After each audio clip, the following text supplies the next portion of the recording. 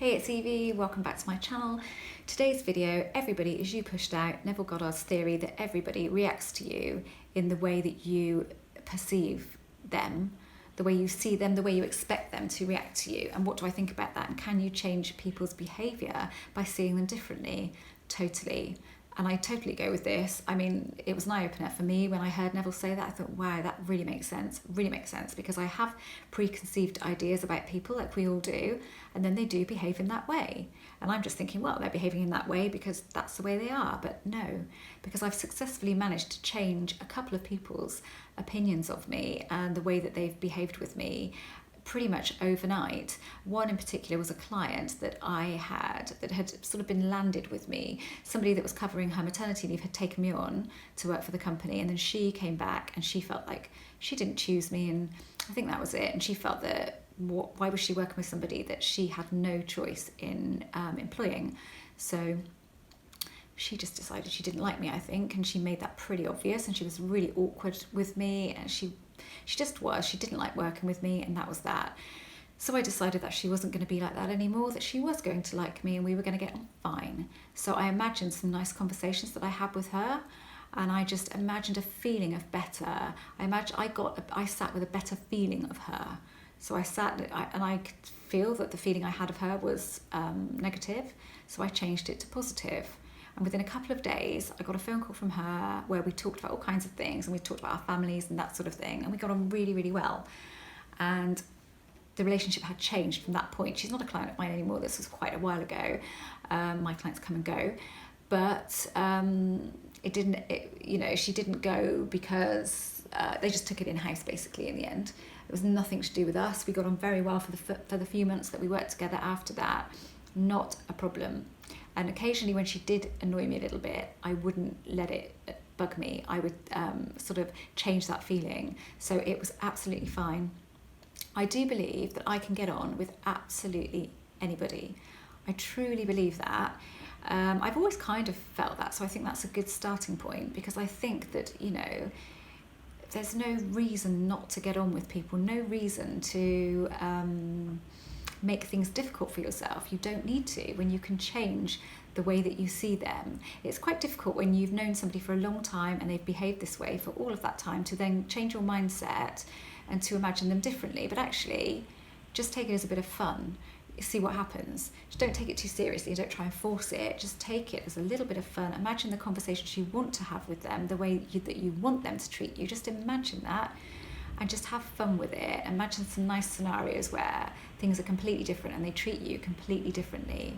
And believe me, that is what will happen, as long as you don't get hung up on it. And the thing is, with all of this stuff, don't get hung up. Let go, let go, let go. I reiterate that all of the time, because letting go is key to manifesting anything, key to changing anything in your life. And occasionally I get stuck. I was a little bit stuck recently, really annoyingly so, with something.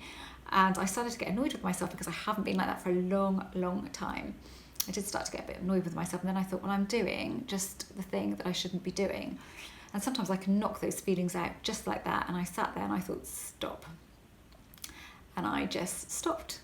And then the situation resolved itself within a couple of days, as I kind of knew it would, but I just had that bit of a glitch where I got a little bit stuck. And I think that happens to the best of us, to be honest with you. However good you get at this stuff, and I am really practiced at it, and I'm really pretty self-disciplined with it now, we all get stuck from time to time. Even the most seasoned creator will get stuck.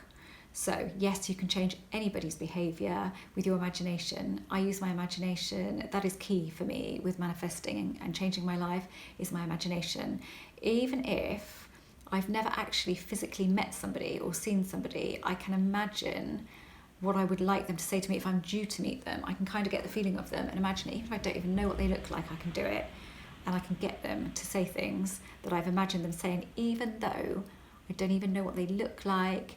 I can still, if you practice getting a feeling of somebody, so you know the person you're going to meet, you've maybe spoken to them on the phone, you've had a little bit of contact, you kind of get a bit of a feeling for them.